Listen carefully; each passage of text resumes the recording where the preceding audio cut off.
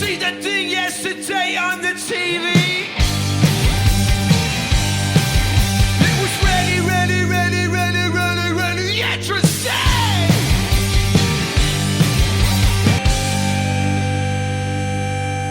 How's it? Good morning, Russ. Hello. How you guys doing? Yeah, good. Good. On Chilly. It is. It's miserable. It is miserable, jeez. I don't. Well, maybe people will come to our video store. Yeah, it's the right time to watch movies, right? You just got to get in that's a your good car. point. You got to drive down the road to your local video store. It's fine, run Uber. You can deliver, you know. Maybe video stores would have survived if they'd held on for long enough Yeah. to get Uber Eats, because then they could have been on. That's true, actually. It still wouldn't have worked. No. No. It still No. wouldn't have worked. Welcome to the video store. Thank you for wandering into our lovely video store. We've got ourselves a P-Dog, Hello. Perrin P-Dog Fish, who is a master of all things in the film industry. We've got ourselves... yeah, I agree. We've got ourselves a Graham. Hey. GeForce Hackney, who is an editor and very much the producer of the show. And my name is Russell. I am the owner of The Bioscope, which is an independent cinema here in Johannesburg. And would you look at that, we're actually going to get a customer. How's it? Hi, hello. So many of you in here. Why are you all staring We're at so me? we're so desperate for customers in our video store on this cuck weather day. How are you, Mordy? Hi, I'm really You could stop acting now. okay. Hi, I'm good. It's nice to be here. It's been a while. I'm sorry I haven't rented anything in a while. I've been pirating all my movies. That is totally okay. Just kidding. It's nice to have you back, Maud. You were one of our first guests. Yeah, I started this thing for you guys. You really And like- they only popped off after I came on. You are an actress? No. Not. Yeah. You're an actress. You put on things. You also have recently been working as an intimacy coordinator. How do you introduce yourself at a dinner party? I'm just trying my best.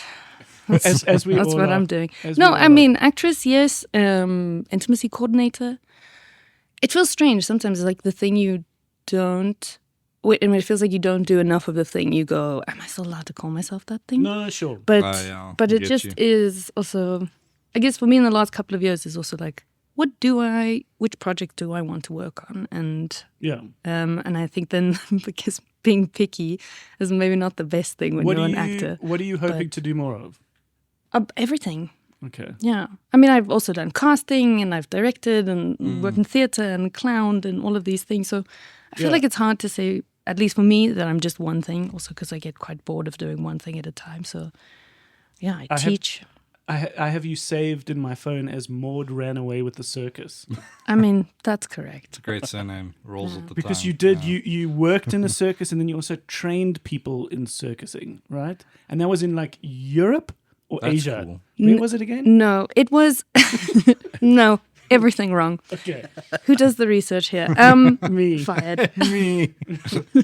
No, it's kind of correct. I guess there's an element of clowning that I did during my training, both in Makanda and in Berlin, but not like official clown school, Yeah. which some people go to. Yes, yes. That's something in France, eh? Yeah, well, there's a few. there's Goliath, and then there's also some clowning you could do at Helios and places like that in Italy. Yeah, Italy. That That's the one that I knew of. Yeah, that I know about. But I did run away with the circus once. I did go and work at a circus in Bolivia, in wow. South America. That's very And- cool. It was South America. And then I Okay. made some clown friends there, and then we did some more clowning in France, Belgium, and the Wow. Netherlands. Yeah, That's very cool. You were a traveling clown clown group. group. Yeah, it was a little bit. Insane clown posse. It was. You made heavy metal music. And, Very cool, man. Jeez. okay, Freak that's people lovely.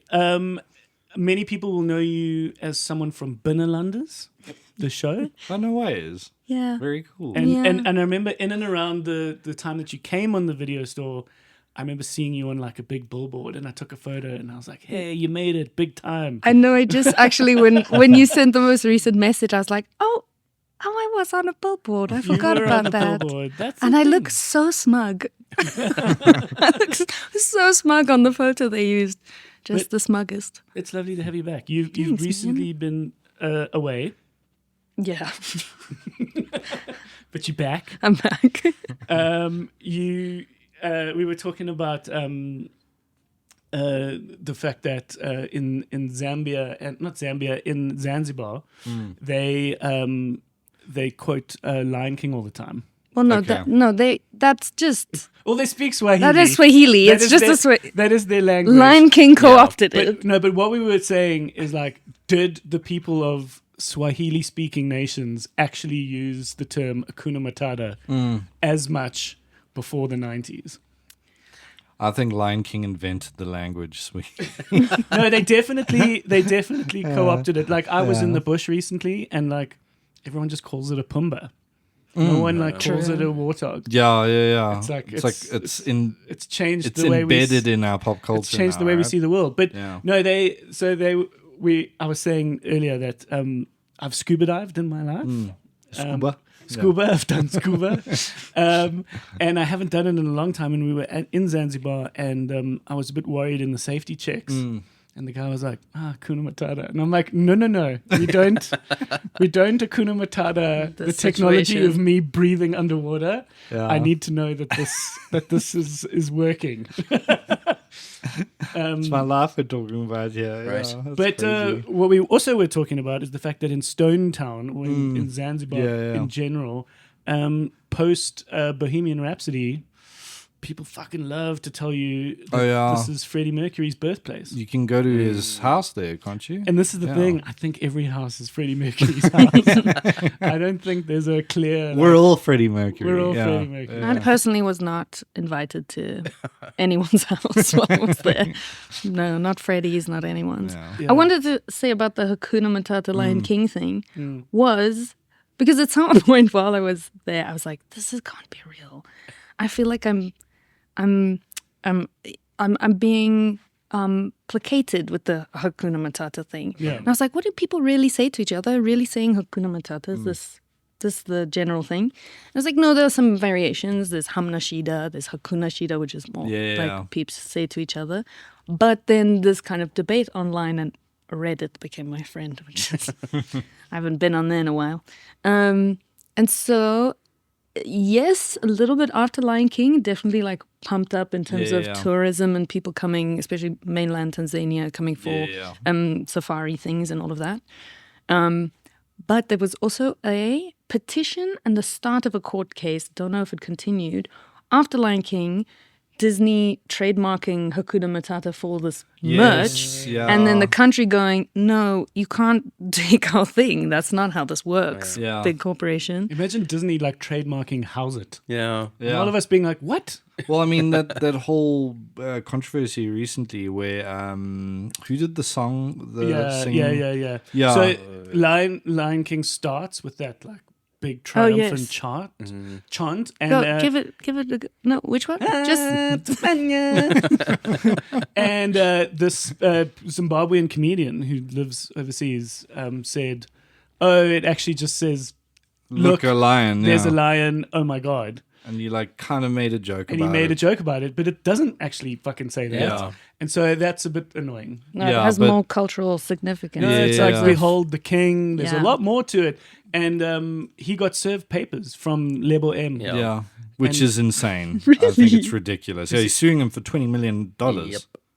Wow. And But he got served during a show. Yeah. So like he he just was gave talking, and the him guy more- came up to him with the like Manila post like envelope, and he was like, "What is this?" And then he like the routine ended up being like, "Oh my god, guys, I literally just got I've served." just been served. Jeez. Wow. Yeah, I mean, I feel like that's too much. I think But there was it's some ridiculous. sadness that people had spoken out, like responded to him by saying, "Hey, no, that's not the Yeah, thing." yeah.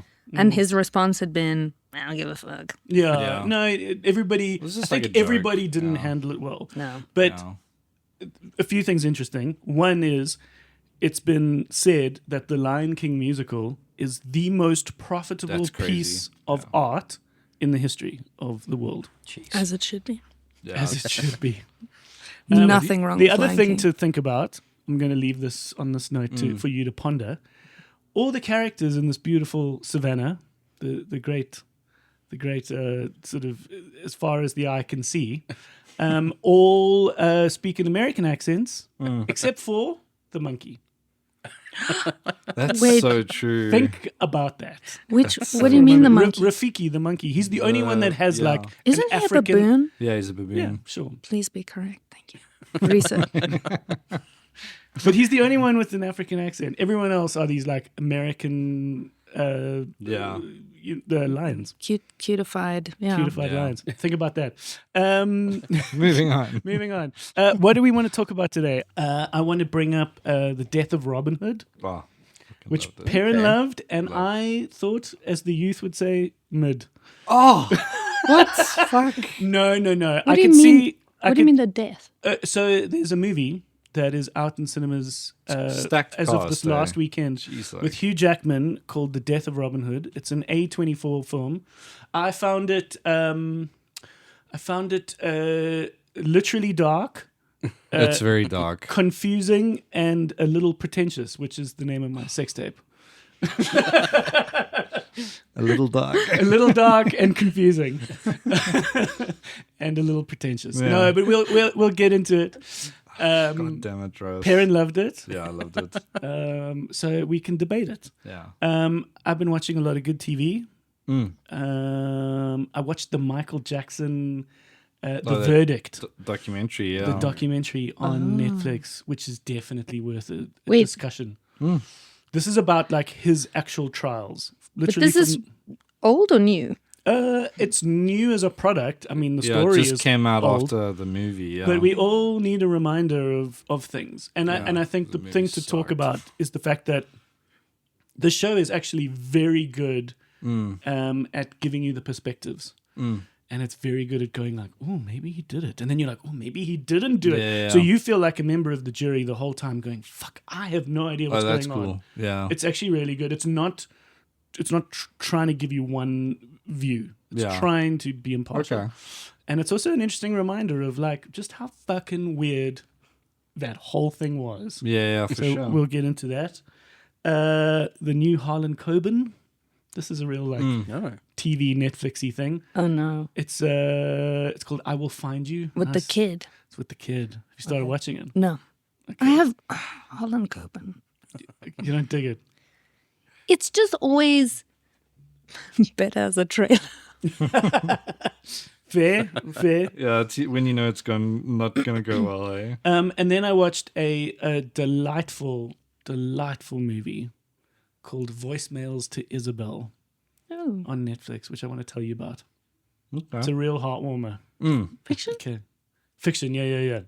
Perrin, anything? Should we do just a quick... We'll Hey, do did that. you guys see? Yeah. But I mean, what do cool. you want to talk about? Widow's Bay. Is Oh, really fun. Yes, please. Yeah. Oh, Oh, cool. you finished it as well? No, I don't know. No, the last episode just got released, so Okay, this no. week. Okay, cool. Yeah. But we'll talk If about you've been that. traveling, you've missed it. No, yeah. Yeah, We did some catching up yesterday. it's so good. Oh my Okay. god. Okay, we'll talk about Yeah. it. Okay, let's start with a little Hey Did You Guys See? Yeah. I don't have many Hey Did You Guys Yeah, See. same. We'll go through this quickly. Okay, cool. Okay, just opening it up. Blah, blah, blah, blah. Give me a second.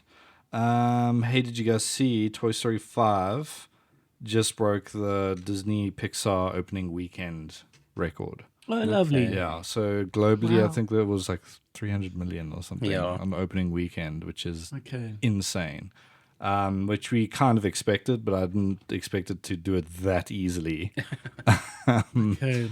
Just because of the like split opinion on what Toy Story 4 meant to people. Like people either loved it or hated it.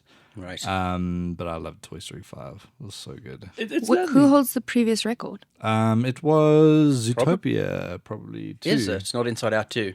That I think that may be, but I know Zootopia is the highest earning Disney movie ever now. Jeez, like, Really? Yeah, made over $1 billion in like no time at all. This is that's yeah, insane because it's fucking average. Yeah, I was gonna say, what Zootopia even 2. happens there? yeah.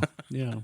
But you know what's crazy? Like with Toy Story 5, most of the audience we watched it with were millennials. Like when Yeah. like, no kids. Well, I was Because gonna say that's Toy Story. I mean, that's our. I'm not gonna we ask grew how up with old that. everyone is. Yeah, no, we grew up with that. And Yeah. Toy Story 3, Andy was a few years younger than me in the story there, but when that came out, it felt like I was giving up the toys with Yeah. Andy, Yeah. you know? Oh, this So- is in 3. Yeah, so like Yeah. that's for me.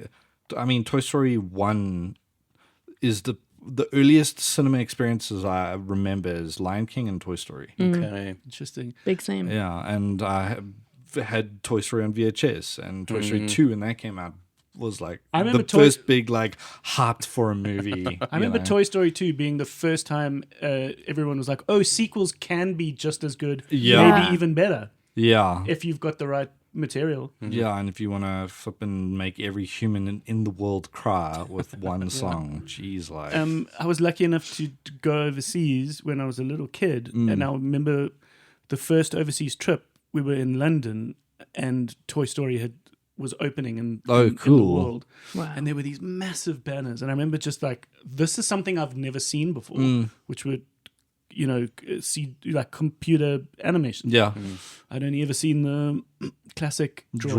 drawn, yeah, And I was like, something crazy is coming. yeah. And of course, it comes to South Africa like a few months later. But you know what's crazy about Toy Story is like, sure, some of the animation's dated, like just with like especially with like the animals. Sure. But holy, the storytelling is just so Yeah. strong. No, Like, totally. And it's and just flawless movie. I think and it's a perfect movie. they all are. And Yeah. and 5 So was good. just as great. And so that's why I am screening it at the Bioscope. It Yeah. starts this weekend. I couldn't take it in week 1 for a bunch of reasons. So I'm taking it now from this weekend onwards. And it's like, of course, it's this big commercial product. Yeah. Maybe not the most Bioscope, but it's like, it's just good. Yeah, it's just great. It's great filmmaking. It's a great Yeah. film. It's got a nice message for kids. I don't know why it feels like Toy Story was like, it's like a movie to watch with dads. Okay. I don't know if that was part of the strategy, but it just, I don't know. It kind of makes sense though. But I mean, it also like I love that like Andy's raised by a single mom, and you don't hear anything about the dad. Oh, wow. I and- forgot about that. Me too. Yeah, yeah. But I watched 5 at an exhibitor screening, and it hit me on a few levels because Yosses, it hit me. it's really what it's about more than it's not like it's the film we have to keep spoilers at bay. Yeah. It's about you like finding the right people to be friends with ultimately. So we've got our main character Bonnie. You got a friend in me. Every time, Randy, And- you got a friend. That's really good. I love it. Heron's like little secret weapon is like doing very good impersonations. Wow, that's really impressive. He does a good Borat. And I've got this little daughter, Yeah. which we've spoken about. I've got this little 5-month-old little creature that's smiling at me, and I'm like, I want you to have the right friends. Yeah. And I also remember that time where you like dabbled with a few people and you were like, these are the wrong friends. And then you find your right friends. Like, we all know what that feels like. Yeah. And that's the success of Toy Story, is that like no matter what age you are, you're like, I remember being a little kid playing with toys, wanting, growing up. I remember, wanting to have the right friends. It just hits you on so many levels. Do you know what I loved about Toy Story as well? Even this new one, because the whole idea is it's the inevitable storyline of AI and toys, So Well, just technology. yeah, in general. So it's yeah. like So she gets Bonnie gets an iPad. like an iPad, right? And this iPad's trying to help her connect with the world because she's struggling to make friends because she's a weird kid who plays with toys and she's creative and stuff. So like, she's creative. yeah. So like, I've got a feeling you grew up with everyone going, oh, shame, Maud's different. Maud's Shame, Maud's hey? creative. yeah. She's so quirky. She's so creative. So like that's what I love about Toy Story is it encourages creativity like that. Like while I was watching it in my head, I'm like, oh, future Bonnie is going to be like a screenwriter or a movie maker, like a filmmaker because she comes up with cool little stories. And there's a cool sequence as well because I mean every Toy Story kind of has it is where we see the world that they are playing in, right? So like Toy Story 3 or 2, Andy's got like it's Toy Story 3, there's like a train heist. Yeah. And it looks like a And big it turns into a blockbuster. cinematic thing. Yeah, and then it cuts to like where it's like just him playing with the toys. So with this, it's like Bonnie's playing with them and she's like made a fake wedding.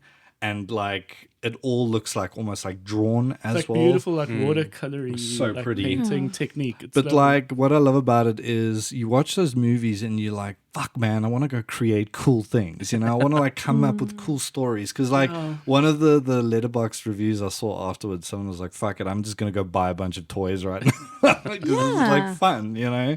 But it's honestly, so good, man. I've been hyper aware of how like kids are being raised, how kids' times are being managed, how you parent, because Yeah. that's obviously front of mind for me. And like kids these days are being like organized and shuttled around like they are like members of the Kardashian family. Yeah, it's Like, crazy. they have these like fucking crazy schedules And cool they're- haircuts. I never had cool haircuts.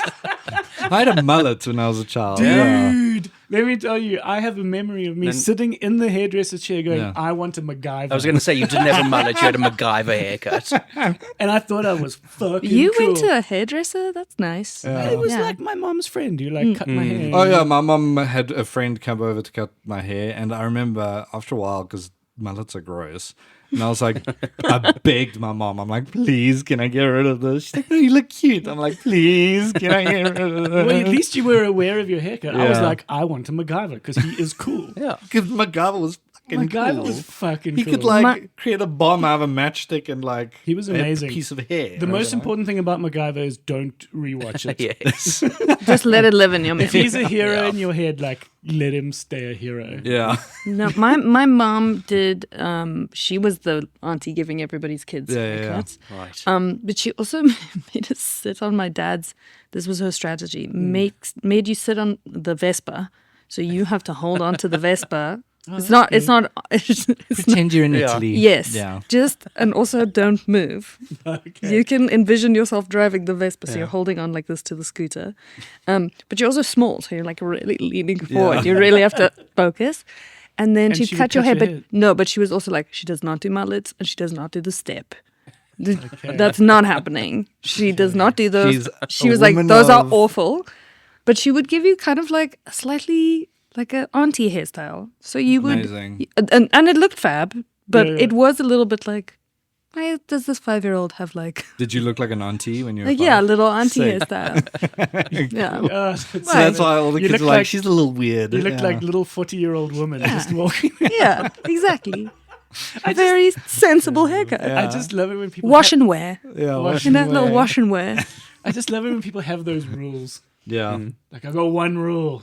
We played a venue in Plettenberg Bay once as a band, Oh yeah. and the guy was like, "I got one rule: don't play Wonderwall." And we're like, we're a cool indie band. Knowing won't be you- doing that. No one's going to be playing Wonderwall. Knowing you guys Then- though, I feel like you guys are shit stirrers, Then- so you no. would do it on purpose. No, then what happened is we played the set, stayed there, did vuvuzela funnels, which is a thing, Oh no. and almost everyone had left. I feel like I know exactly the time period. We were just hanging out, then inevitably get back on stage and start playing. Wonderwall. We started jamming, we started playing stupid covers, and I shit you not, at one point someone just slips into Wonderwall, and the dude's like, I had one rule!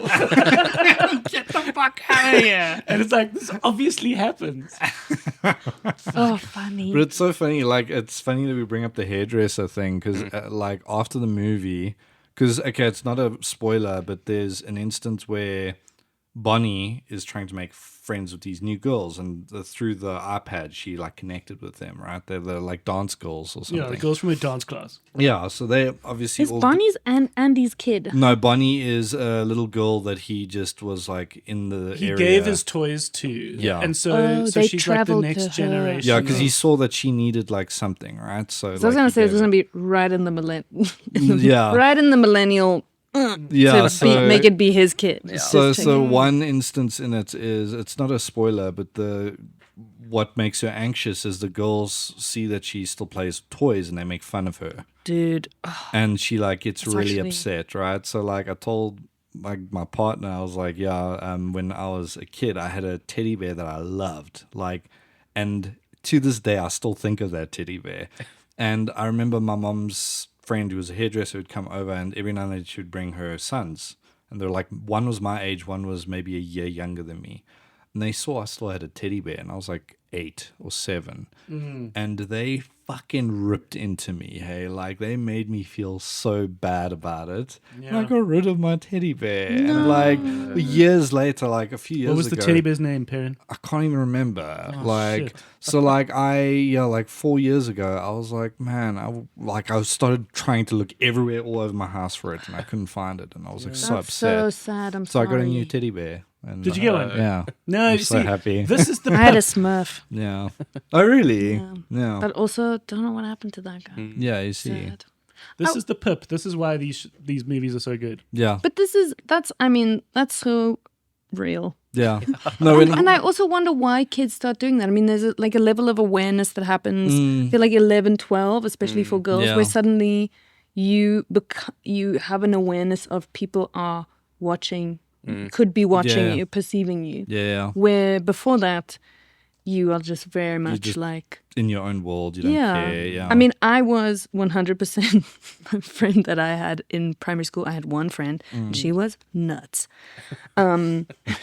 She was crazy. I was very quiet. I was not a very loud child. Surprise, surprise.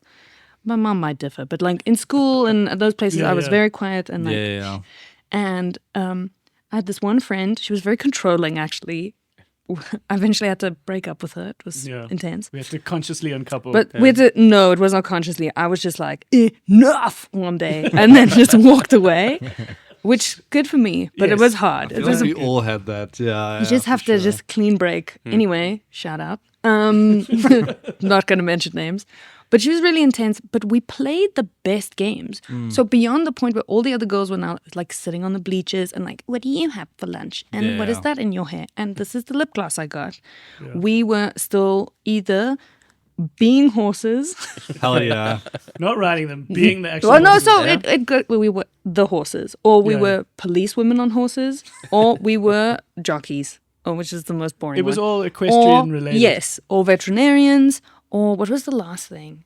Also something like beach rescue, horse people. I don't know. There was a little bit of Baywatch. Yeah, exactly. Just Right? like influence altogether. You had a bit of Baywatch in you, yeah. So we were like going around the school field and doing weird stuff and pretending to have injuries and needing operations and all of that. And we were like super big freaks, but we were doing that long after. Then at some point it was like, okay, we probably shouldn't do this in public anymore. Yeah. But then we were just doing like secret weird stuff, Yeah. right? So then we would be like, act normal at school. Speaking of secret You know? weird stuff, let's talk about Michael Jackson. No, I'm joking. No, don't pivot there. I just wanted that segue for a little brief moment. Just waiting but- for it, eh? But Not Maud, gross. Maud, let's talk about this. You, a lot of that playing and a lot of that improv. I'm waiting to see how you No, this is going to need to do bring with this. Michael Jackson. Okay, no, I hate that, but go on. Worst segue of all time. No, Try, it was go, it was Russell, try your fake- best. It was a fake segue. I want to carry on talking about you. This has helped make you a performer, right? Yeah. And I mean, it's like that's what you need at the core of being an actress. You've got to be able to be a horse, and you've got to be, and that It's should big bucks. Yeah. No, but that's the core of being an actress, right? You've I'm got to very- be silly, and you've got to be okay with being silly, and you've got to not care, and you've got to have the imagination to take you to all those places. Also a big shout out to my parents who were very encouraging of us being bored. I mean, Yeah. like, go be bored outside then. Because that's what I was going to say, be is that weird, these yeah. kids these days Yeah. are so scheduled and are so structured that there's no time to like sit and let your imagination run wild. That's one of the things about Toy Story 5. Yeah. There's a lot of horse toys in it as well. You'll be really Yeah. into it. yeah, I know. There's a lot of ponies. But there's one thing that the main thing as well is that like Jesse argues that these kids are growing up too fast because of the digital world trying to make them grow up so fast. So like it's a nice little message as well, like that you these gotta kids be aren't allowed to bored and be you gotta bored play. and weird and yeah. It's a lot of things. It's like, I mean, I was also full Goblin mode in the garden, like mixing up weird Of course. things and like doing witchcraft. I mean, like it's a full moon and there's lightning and I'm gonna whatever make some creature happen with this mud and stuff in the garden. That's awesome. That kind of stuff, but also, I think it's like, I think my mom was also just really tired. So sometimes we'd be irritating and then she'd be like, what's that outside? And we like idiots run outside and then she'd like close the trailer door behind us. Just be like, go play. Yeah. Do not shout Leave me unless someone alone. is actively dying. Yeah. And that, I think that was really good for, I guess, processing emotions and playing and like all of those things. Like be mad at your mom for 5 minutes, but then get into your own world and process things and tell stories and figure out sharing and like all of these things that you do with play with someone or, by yourself. But speaking of partners, your husband? No. Not husband. Never. Okay. Just kidding. No. you are married. Life partner. Life partner. Oh. Daniel is a very accomplished performer. He is, yeah. Like Cirque du Soleil? Yeah. Yeah. Yeah. He was in Cirque du Soleil. Wow. Yeah. That's amazing. crazy. That's what happens when you pretend to be a horse girl. You get a really cool boyfriend one day, okay? Just got to push through, guys. Is he a horse boy? No. There's not a lot of horse boys out there, G. No, sad. What did he do with Cirque du Soleil? Like, what was his speciality? So they call them characters at Cirque du Soleil, but or personage. But they are sometimes do acrobatic things, but often they kind of thread the story, or they are more like a character or elements of clowning Yeah, in it's not doing just tricks on a stage, right? Yeah. So there are many people doing the very big death-defying acts and things, but then there are a couple of personages that are like through lines through the story, hold the narrative. And Dan, in the 2 productions that he was in, Love, which is the Beatles story that is a residency in Las Vegas, he was John Bandon. Which one was he? He was John. I think he was young. That's young, very cool. young John. John Lennon. He didn't. Give us your best Liverpudlian. I don't think he had to talk. There was no talking That's for very him there cool. in that one. What's his surname again? Sorry. Buckland. Daniel Buckland. Yeah. And his dad, Andrew Buckland, is a very famous physical theatre performer as well. Oh, He nice. is, yeah. No, but So Daniel Buckland is quite family of special. friends. He's one of those people that would be like the star attraction of your Grahamstown trip. Because you would see the most amazing productions that he would be in. Definitely for me. Yeah, boy. And then he was in that like crazy band. He was in a fucked up weird band. What was the name? Cypher. They were You're gonna be so happy that you mentioned that. No, and so you would watch him in these like incredible productions on these like big stages at Grahamstown, and then like later that night in the sort of after party setting, Off fringe. off fridge, you'd watch this band Cypher, where like imagine a person who would go on to be a Cirque du Soleil performer is in a like hard rock band. And he's the frontman. Oh, crazy. Like, he moved around and, like, had this crazy physicality. I'm sad I never got to see any It of was that. fucking awesome. Really? That sounds fucking amazing. Yeah, and then Jeez. one day, casually, you came to the bioscope and I joined the dots that he was your partner. I was like, oh my God, it's Daniel Buckland. Yeah. So that's cool. God, it's Daniel Buckland. I'm completely missed all of the band years, but I have been fortunate enough to listen to some CDs and some maybe tapes. I don't know what the recorded version of it must sound like, but watching, it's one of those bands that like you kind of have to see live. Yeah. Because you have to see his personality. But I definitely also know I've met most of the members of Cypher who are still Dan's very good friends. And Lovely. so it's always, That's so cool. classic band reunion time. What is, you guys were just recently on this holiday. What is the two of you guys sort of just together in general like? Is it a hark back to you and your friend being weird, horsey people? Did you bring? Or, were you the? or are the, you the actually stable horses surprisingly and- sort of quite normal when you're together? I mean, it's obviously I've going got to... a feeling it's got to go to some strange place. Wow, I didn't think we were going to get so personal. Wow, okay, Oprah. So I think this is a good thing. This is also green flag is if you can find a person where you can be your weirdest self. And with me, as I explained, full goblin mode, it's pretty weird. Yeah. That's what I'm saying.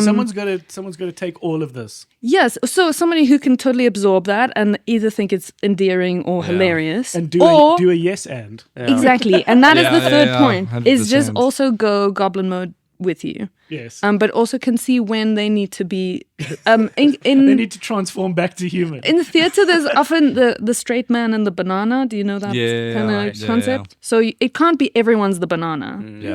Yeah, there's got to be sometimes someone's got to be for the joke to work, but also for there to be some semblance of you know. And sometimes definitely Daniel knows when to be the straight man. And sometimes I have to be, Right. That's lovely. But I think it is quite, there's a lot of stories of, people talking about, I could never date an actor. I could never also, oh my God. But there is, I don't know who that was. But yeah, people go, it's quite intense to be in a relationship with somebody who's in the same industry as you or like both have these kind of, I think, assumptions that actors have these very histrionic personalities or whatever. But, I think that is something that's been very magical for me in this partnership, that we've worked on projects together and separately, and there's something about really understanding what that person may be going through as a director, or as a co-creator, a collaborator in a project, and being. You also kind of like secondhand, you're also part of the project they're doing. So it's also fulfilling or also frustrating or also whatever for you. Yeah. But to really understand what that is. Yeah. Like if Daniel was doing accounting, that would be nice for other reasons. But I wouldn't. It'd be like that scene in Friends where they're trying to say what Chandler does for a living. no one knows. Transponder something. Yeah. So there's something. Yeah, you know each other. Yeah, you and get it. And there's so much love and support there. And even when we've worked very far away from each other, being able to phone that person and go, I've got this problem, or I've got this thing, and not sure how to approach this, and being able to run that past somebody who is, Dan is an amazing performer in a band and has had this international career and has just made an incredible show called Afropocalypse in collaboration with, they were Market Lab students, but now they are professionals, and they've just traveled to Sweden with the show. Like it's done really well. Cool. So he's amazing in all of those ways, but he is also so, I think, more than anything, being creative, coming from a creative family, his own insight, the amount of time he sits and thinks and untangles and plays with an idea, but the kindness and the generosity that he has for his collaborators is, I think, what makes him exceptional. Lovely. Yeah. Lovely. I really like that guy. Doesn't know if you can tell. He's a good egg. He's a good goblin. He's a very good goblin. I had one other Hey Did You Guys See, but it just feels like a depressing thing to bring I've up. got one more. It'll be quick. So you were trying to bring this back around to Michael Jackson. No, we're going to talk about it later. I just wanted to play with the segue. It's I wanted such a bad segue. No. That was the point of the segue. Toy Story, Maud's childhood, Michael Jackson. Yeah, shit. It's a kind of interesting improv game, though. Yeah. It's like give three things and then try and segue those It's like things the together. 6 degrees of separation. Try of find Kevin a way Bacon, to. So bad. Have you played that with Yeah. the Kevin Bacon? You've Yeah, found yeah. your way in It's there. your right? it's your bacon number. Did you know about this? What degree you're away from bacon? So there's something called a bacon number, which Google coded, where you can type in any celebrity's name. It's got to be a celebrity. It can't be one of us. And you would say the celebrity name, bacon number, and it's how many degrees away from like film projects they are to the actor Kevin Bacon. What? It can't be us. No, well, I don't think we'll have can't we play won't it, have yeah. a bacon number because I don't think it's. The rule is you It'll try probably- to get in 6. Yeah, Yeah. that's like the main one. You go to it's I'm sure they just use like IMDb, but they somehow find Link out how everyone, many yeah. how many people away you are from Kevin I Bacon. wonder how far I would be. I think I don't think I have a bacon number. But, Rude. yeah. Google it. The one thing I wanted to mention, and we can just touch on it now, is hey, did you guys see IMAX is exploring a sale? A what? That's surprising. apparently. A this, sale? as in like they want to be acquired. They want to. Oh, they want to no. get money. Don't sell it to And- Paramount, please. And so there's God. all these implications of what this could mean because they were always quite independent. They were just this format. And so, Fuck. like right now, we're on the cusp of, like in December, I think there's still a standoff between the big Marvel movie and Dune fighting for the same day to release on IMAX.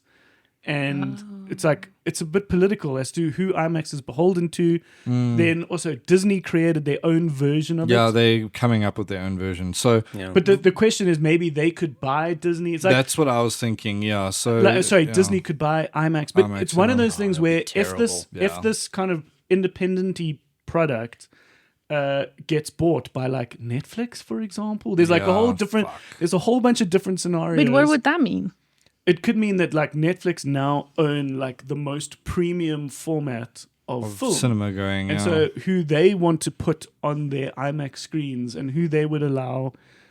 But they're not going to make like Summer House 2 IMAX. But yeah, that's the thing. Is that, I don't know. Some, you know. yeah, well- starring Adam Sandler. Yeah. But Yeah, the it's- Netflix CEO has made it clear they're not interested in theaters. Yeah. So I can't So see I- it being I don't think it's Netflix. that. I could see it being Disney. The thing is, do you know what's interesting is so the pre-orders for the new Spider-Man have gone live, Yeah. right? And one of my mates booked for us, and he didn't book IMAX. And I was like, "You fucking idiot! Why didn't you book IMAX?" And I didn't say that. But he was like, "No." He's like, "Oh no, did I make a mistake?" So I checked, and there was no IMAX bookings. I was like, "Okay." I checked on Stoke Call. Apparently, people were complaining, and they were like, "Oh no."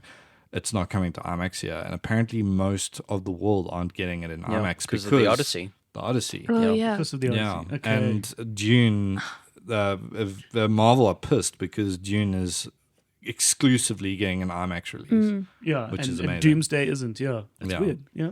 But I mean, I don't know I don't know how. if this is the hot take, Yeah, but IMAX sucks. really? I don't. Sorry, say that a little louder. What did you? IMAX sucks.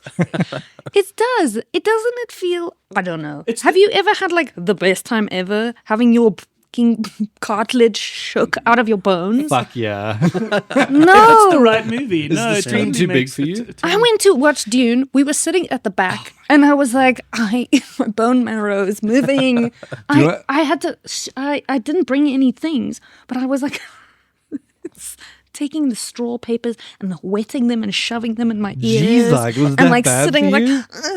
holding on to people, going, "This is a lot. This is like an assault." We like- once watched. I It loved wasn't it. balanced, or I don't know, but it Yeah, was just like maybe you were just Dune in the that wrong. noise. So for me, the too perfect much. spot for Dune for IMAX is like obviously dead center. in Middle of the whole middle cinema. is always the best. We watched Ready Player One with those seats that moved. Oh, And I'll never forget a friend going like, I am quitting Hollywood. Yeah, jeez. He was like, 4DX, I'm yeah. not, I want nothing to do with Hollywood for a while. Oh, you do not want to. If you're talking about IMAX pummeling your senses, do not go watch IMAX with Cole. One of Cole the- Matthews. Yeah, if you ever find yourself meeting a friend of ours called Cole, who works behind the And counter he's like, want to sometimes, sit next to me? Say no. Why? because So- he goes really close. It's called the Cole position. Yeah. This is something where Cole and I have front like a section. fundamental disagreement with Cole and Perrin. Yeah. I mean, with Russ and Perrin. Yeah. Because Wait, we want to sit like up front. Yeah, they want to feel the screen like. It's all about the drowning size them. of the screen. Yeah. I don't want my peripheral vision to be anything but screen. oh, you could just watch it at home then. Yeah. Okay, so I have to admit that I You're am- into it now. Me and Gad are very. I'm no. somewhat okay with the Cole position, but I actually would prefer like one go back. So I'm like close to your idea. Yeah. Yeah. I don't want to be too far at the back. You can Yeah. see we film nerds. We fight Yeah. about where we sit in the IMAX. Like, I mean, just how can you see everything that's happening? Like No, it's without brutal. yeah, no, The- it's a lot. I won't lie. When we did Furiosa, this was early in my video store days. So I was like very like polite and like, sure guys, let's do heroin, you know. And so we sat in that first. do we just put it in our arm? Yeah. Okay. We did that first section and Gad. I love Gad because Gad whinges about a lot. Gad's basically an Yeah. 80-year-old man. Yeah, so like I think we get along just great. Yeah, An so 80-year-old Jewish man. with Furiosa, like I remember we sat in that first section. Me and Gad were like, "Fuck, this is gonna suck." It wasn't too bad, but he was at everything. After the trailer, what the fuck is that font? Why did they go with that? Gad's a Like, complainer. Gad. I watched Love Gad. Supergirl in IMAX last week, Cool. and it was awesome. There's a new IMAX. that there's a laser new- IMAX is amazing. There's a new Jesus. IMAX in Rosebank, Yeah. Rosebank Zone, and it's not like ginormous. It's not like Yeah, the it isn't. most ginormous. Yeah. It's Okay. big enough. This is a good selling point. Go on. This is another one. This is another one of my sex tapes. It's big enough to be good. I need IMAX normal size. It's not ginormous, but it's a fun time. That also sounds like the name of a sex tape. That's what I said. It's Oh big my enough, God. big enough to be a good night. It's big enough. I love that. It's not crazy, but it's big enough. Yeah, Listen. I saw Toy Story 5 in that with the 3D glasses, and it's the clearest, because I hate 3D. It's the clearest 3D. I've ever Did seen. you do it in 3D? Do you That hate was the 3D only because option. you wear glasses? That is a contributing factor, Yeah. but I don't know. It's unnecessary. Like a lot of these movies, you can get away with not watching in 3D I because don't think. Yeah. Only like Avatar. the best is the early day 3D ones is where they're making a point like. Yes. To our listeners, you are reaching for the audience. Yeah. Watch Jaws 3D. It is hysterical, but not in 3D. It is so Yes. funny because there are so many shots where it's these prolonged shots of like a shark coming slowly towards you and nothing terrible. happens because the audience is supposed to see a shark see- coming towards you. Yeah. It's so funny. Interesting. Oh my God. I feel like perhaps it's just because now I'm a woman of a certain age, Yes. 35. Certain pedigree. No, it's that I'm like, I don't want 3D. I don't want food to be brought to me in the thing. Leave me Okay. alone. I don't want the I don't want 3. I don't want a sequel. No, just make one good movie and be done with that. Okay. Otherwise, Limited- yeah. otherwise make it Sequels are for TV. Netflix. Yeah. Yeah. And make a TV. Don't make a movie. Make Yeah. a TV. Yeah. And no, it should be watched the old-fashioned way, which is on a carpet, sitting down. On the laptop. No, like at your grandma's house on the TV that's like a little bit round. Oh, It's a little yes. bit of static. Where it's Shouldn't go to the movies at all. where No, you I'm can- kidding. You can should. push the VHS in the TV. Yes. Oh, yeah. No, you should go to the movies, but then just be simple about it. No IMAX, no shouting at me, no rattling my bones. Okay. Rattling. I don't want that. What is when you close your eyes, you're on the couch, TV's in front of you. What's the movie that's playing for you, Maud? Right What is now? no, in your imagination? What is that movie that you childhood hold movie. so dear that was on your grandmother's Your nostalgia movie, right? TV? What's that one? I actually can't think. My family had a very big obsession with the Royal Tenenbaums for a long Oh time. my Not God. at grandma's house. Definitely Yeah, I was not at gonna grandma's say, that's house. very cool. No, One no, of my Very dad's cool. favorite not edgy movies. West Rand grandma. No. That was Oh, are you from the West Rand? no. Is your Well, grandmother from the West Rand? I'm from the West Rand. genetically, I am from the West Rand. Where genetically? Do you still wear shoes? when I'm forced to. Yeah. There we go. No, my mom's family is West Rand. Where? How West? Rödepoort. I'm Rudderpoort. Yeah, I'm Rödepoort. Rudderkrans. Discovery. Yeah. Oh, Discovery. Yeah, Yeah, you know, yeah. Yeah. How close are you to a hill with a cross on it? No, actually, quite a bit of distance. It is very Christian country, Dude, actually. there are so many hills with like the painted white stones. No, White there's stones, my valley that I live in Rudderkrans is a literally the hill is a giant cross on it. Yeah, I know. It's fucking You crazy. must. If there is a hill, you must. Yeah, there is a hill. must you put must. must put a My nursery school is a church, Afrikaans Yeah, church. sure. Yeah. okay. How does the Mormon life work out in the West End? So I mean, I haven't been active for so long, but like it was very. Was there a lot of it? Like, is that where the Mormons live? No. No. They're all They're all over. Yeah, it's. I mean, but like. I just thought maybe like Utah, Yeah, so no, but it's like Rödepoort sort of has a similar kind no, of because like West Rand is feel. like very conservative. Actually, it's very Afrikaans. Yeah, totally. And No, it's- that's it's- in character. Yeah, 100%, right? So like Krugersdorp that side as well. But like with Mormon stuff, I mean, I remember my church, I only really got into like socially Mormon shit when I was like in my like late, like early 20s, because then I started going to other Your late, early 20s. no, I was thinking late teen years, Okay. but like Yeah.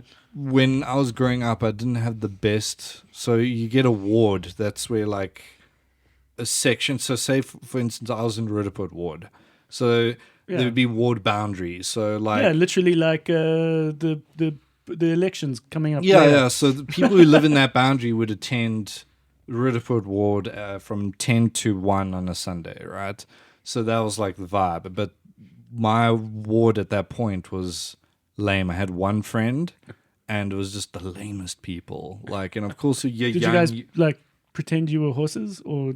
No, you I had was one too friend? shy to. You should have pretend. mixed it up. I was too shy to pretend to be a horse around that friend, because I had and I had my reputation at stake. But then when I moved to Krugersdorp ward, I was dreading it because Krugersdorp's sad. Just mine dumps everywhere. Fuck me. And I went to And school. murder. Yeah. Yeah, the fact, but also the fact, It's Devilsdorp, right? Yeah. Yeah. So I went to Krugersdorp High, and like we were watching it, and there was literally a house, the murder house, that I would travel past every day to go to school. As it showed up there, I'm like, oh my God, that's the murder. Like, I fucking know that place. And then in one of the drone shots, I'm like, there's my house. It's like over there. There you can see I it. can see my house from Dude, here. no, do you know what's crazy about You Devilsdorp? seem so chuffed. Right. No, I was like, oh my God, I'm, staring into the eyes of a celebrity. But like, when I had my hernia operation, I had it, my first hernia op. Yeah. I had two. First. Yeah. Learning so many things. Yeah, Right. so my first hernia up, I had it at the hospital that was directly across the road from the fucking A murder apartment. 100%. And you know what's Health scary? I had my hernia up when it was the height of that shit, and my girlfriend came to visit, driving to me by herself at night, and she was watching. She's like, "Oh my fucking God, there's people right there, like insane." So Just real quick on that. I feel like a lot of that could have, I think, been avoided by just like a local community art or theater. Yeah, let them be weird, yeah. Let them be weird. yeah. Somewhere else, because there was a lot of like biting blood capsules and Yeah, it's pretending to insane. froth and Yeah. like, also people just were allowed to be lesbians with some theater. Yeah. I don't think so many murders would have happened there.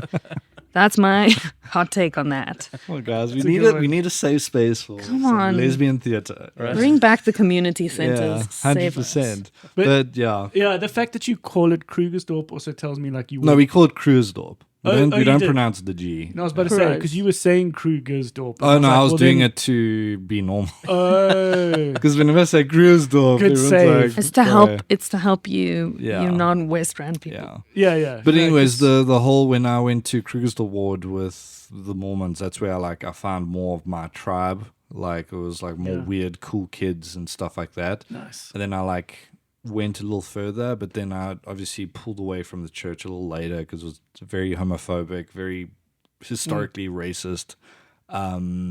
Interesting. pretty Sounds gross. like church. Yeah, no, 100%. Yeah, so Sounds my like all of them. my eyes peeled open and stuff like that, and I was like, "Fuck this place." But yeah, I mean, I had a lot of good memories going to church with those people. Yeah. So, and a lot of them are way more liberal now than they were back then. So I think they kind of grew up and was like, "What the fuck is this?" That's You know? always nice when that happens. Yeah, they're free now. They're probably weird, and they were just waiting for you to Yeah. horse out. and horse out. That should be a thing. Yeah, horsing out. Yeah, Lekker. Should we talk about some of these movies? yeah, sure. Okay. All right. So, Morty.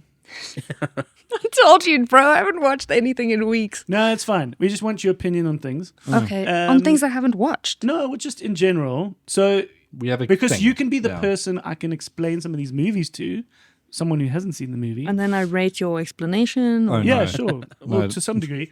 So, Please, God. so no. this movie. it's an exam. Let's talk about Death of Robin Hood. Okay, It's Fatal. interesting because it plays on the idea of who Robin Hood actually was.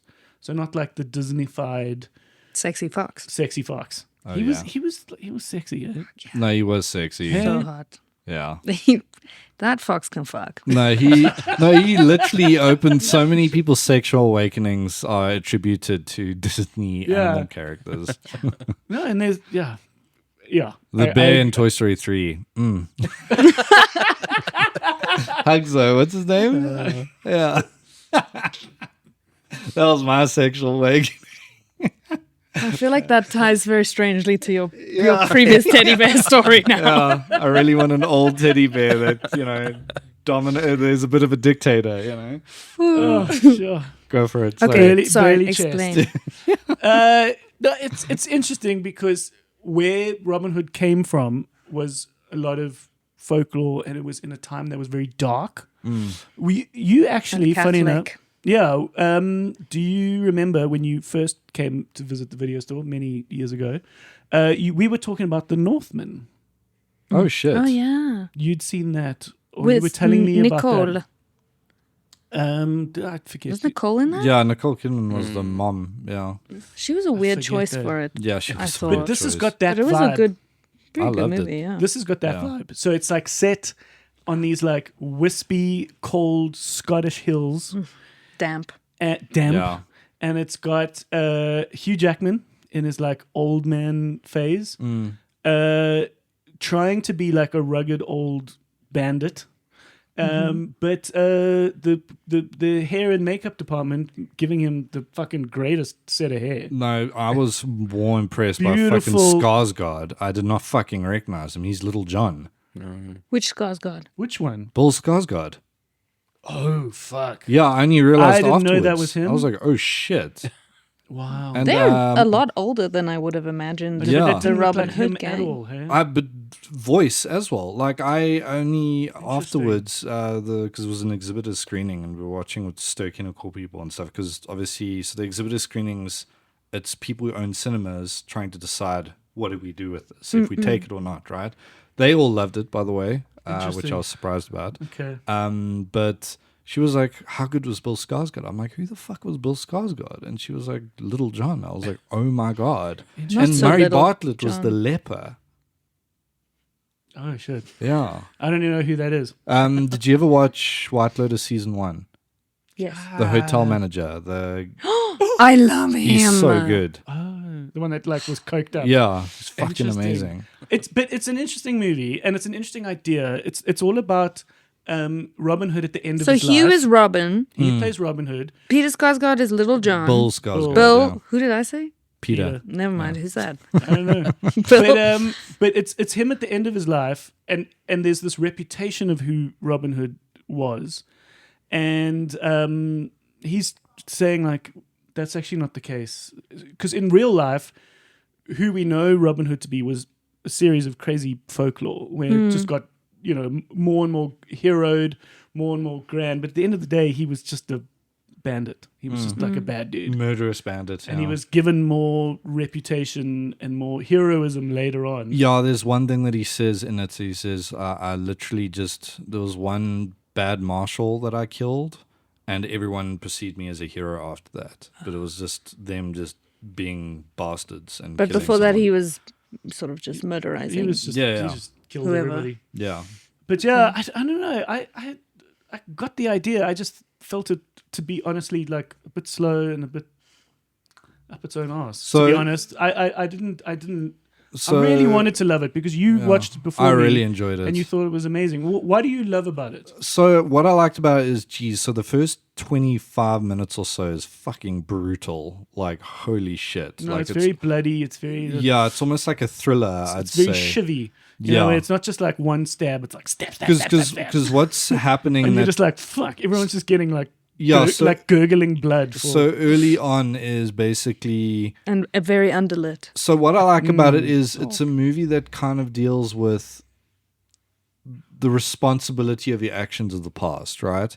So what he's trying to deal with in those first 25 minutes is he's literally trying to survive from every angle of people who have heard, oh fuck, Robin Hood's here. This guy killed my brother, my uncle, my father, whatever. And so I'm going after people it. will just now try and kill him for the rest of his life. But then the movie afterwards, it's not a spoiler, but like there is a bit of a fight that he gets into where he's like critically injured, and Little John takes him to a place to heal, and Jodie Comer, who's phenomenal, she's in it as well. She nurses him to health. She's like helping him. So what starts off as this very intense, almost like the Northman fucking bloody violence craziness, turns into a slow character study of like him coming to terms with his past, of who he was, who he is now, and what can he still do to, you know, I don't know, fix the things of the past or whatever, or if he can fix anything. And what it reminded me of is, and I find this very interesting, Graham, did you ever play The Last of Us Part 2? I don't play the second one. So the second one, what's interesting is, so The Last of Us, the first one, right? Joel is the guy you play with mainly. He's guarding around This Ellie. is a TV game. A TV game, yeah. And Joel's a very flawed character, right? So he is a bad dude. He had a bad past. He was a smuggler. He murdered people to survive or whatever, right? And then the second game is those actions catching up to him finally, right? And that throws the whole concept of the second film into question, right? Yeah. And I felt the Death of Robin Hood felt like that, and I loved that game. So Yeah. it felt No, interesting watching that come alive, because also the interesting thing about that is that he was a fan favorite to play Joel in the movie version or TV Hugh version. Jackman. Hugh Jackman. And I felt like it was almost like his, not like version of that, but like it was He was bringing a little bit of that. and I don't know, it I just thought the premise and everything was great. I just thought Yeah. the execution felt a bit slow. And It sounds a bit boring. Here's my question is, does it need to be about Robin Hood? I don't think so. Because they've done this before where they've done like serious, like dark takes on Robin Hood. Yeah. There was like the Sean Connery one back in the day. There was the Ridley Scott one. Yeah. But to me, Robin Hood works better when it's an adventure. a sexy when it's fox. when it's Yeah. Errol Finn or a sexy fox or something like that. Do you know what it is as well? People are now, the one controversy around is that people don't like that they're taking a noble story about a guy who would steal from the rich and give to the poor. Yeah. And they basically are like, this is a capitalist version of going, no, he stole from us. You know, we're billionaires. We deserve to be billionaires. Right. And no one else should have money because they don't work hard enough. Yeah. You know? So I get that criticism. I'm a big fan of that filmmaker. He did a film called Pig, which is fucking phenomenal. I don't know, it just clicked with me. That's good. You know what I mean? No, that's Like, lovely. It's interesting to just hear your thoughts. I really wanted it to be great, but I struggled. It was a bit slow and it was wispy, and he's staring out into the fucking cold Scottish waters, and it just. It is very felt- grim. It's a very grim movie. Oh, Jesus. It felt quite flat, both literally and figuratively. But that's interesting. Well, I'll take that as a fuck you, Perrin. No, I tried joking. hard. I tried hard. I'm joking. Sorry, when you said it sounds quite boring, it reminded me of my partner, where I'll describe a movie to her and she's like, that sounds sad, I don't want to watch it. Because like every time I'll be like, hey, let's watch it. She gets so angry with me. I'll always watch the movies that she's dying to watch with me by myself. And she'll be like, oh, but then you say the sad fucking documentary. It's a Macedonian movie about blind women and armless children. And we have to watch that together. Yeah. Like, No, Perrin is deeply passionate about film, and it's why I love him dearly. And he would describe this film and get you so excited and be like, yeah, it's great. It's so good. It's beautiful. It's absolutely devastating. And then he carries on describing and you're like, I don't want to watch I don't want to watch devastating. A lot of it sounds beautiful. Of course, in the A24, I can kind of imagine Yeah. very underlit, very damp. Yeah. Lots Damp of is a good way to staring. describe it. It's Because damp. it It is was- a damp movie. It was moist. Now it's just damp. I feel like there's there could be mold growing on the film. Well, you know? yeah. But I think the thing that gets me is Hugh Jackman. Yeah. I just couldn't imagine him to. I've never rated him really. I can't imagine him bringing Yeah. sufficient depth. But hey, Yeah. maybe But I'd love to segue, because the complete opposite of that movie, is Michael Jackson. No, I'm joking. No, the complete opposite is this movie, Voicemails to Isabel. Okay. It's dampless. It's Seinfeld. It's the complete opposite of it in that it is a arguably made for TV movie, in that it's like a big budget, beautiful Netflix movie, and it is super sweet, maybe even a bit too sweet. What's the word? Saccharine. A little bit, but let me tell you, Saccharine? saccharine. Yeah, I think that's the word. But it was a delight. It was an absolute delight. It pulls a Pixar up. You know what I mean by that? The first 10 minutes are First 10 minutes are like a perfect short film. Yeah. basically we've got a girl who grows up with her sister who's got like a terminal illness, and it's about their like incredible love and friendship growing up. And by the first sort of act turning point, the sister dies. And they have this relationship, especially when she was living far away, that they would phone each other often. And once the sister dies, she feels she still wants to like connect with her, so she phones her and Immediately leaves, sad. and leaves these voice notes, these voicemail. Then the phone number, I guess this happens, gets given to someone. gets given to someone else who happens to be a very handsome man living in. Is he a sexy fox that steals from the rich and just No, he's just a lovely guy who's just trying to find like the right girl, you know. And he starts listening, obviously, and he starts falling in love with this girl. The main girl is. So she doesn't know the phone's been reassigned. She doesn't Number's know. been assigned. and she's got this kooky character. Quirky and creative. She's the what's the trope in film? The pixie girl. Manic the pixie Manic girl. Pixie girl. Manic yeah. pixie girl. Played by Zoe Deutsch. Yeah. She's very manic pixie She's girl. lovely, and she's perfectly Typecast, cast yeah. because she's like got that cute little girl next door kind of like look. She's fun. I've always liked her. and yeah. and it's a She can lovely also film. make you feel sad, which is Yeah, she was in a great film called The Threesome, which got a little lost about a year ago. I think I saw trailers. You hated it. Fucking hated it. Oh, Yeah. I just hated her character, and I hated him the most. He was the fucking worst. Oh my god. Okay. the movie wasn't damp and sad enough. It wasn't damp and sad enough. No one was blind Yeah. named. But this is No one was handless, you know. But yeah, this is a very like plinky plonky. Like it is a plinky plonky. this is a yeah. happy, bright, plinky plonky film.